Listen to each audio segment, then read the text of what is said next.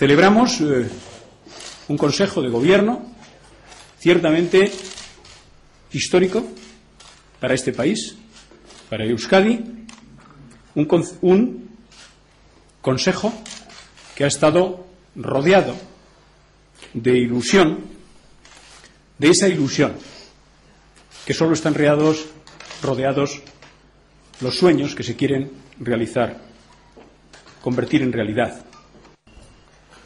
Las preguntas que contiene la ley de consulta son, por lo tanto, dos.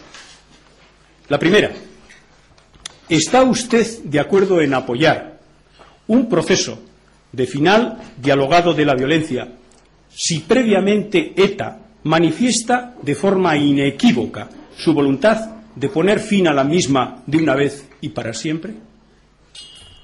Y la segunda pregunta: ¿está usted de acuerdo en que los partidos vascos, sin exclusiones, inicien un proceso de negociación para alcanzar un acuerdo democrático sobre el ejercicio del derecho a decidir del pueblo vasco y que dicho acuerdo sea sometido a referéndum antes de que finalice el año 2010?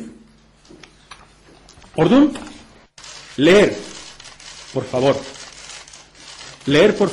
en 45 segundos estas dos simples preguntas y actuar en consecuencia, decidir en consecuencia. No dejes que nadie decida por ti. No dejes que nadie decida por ti.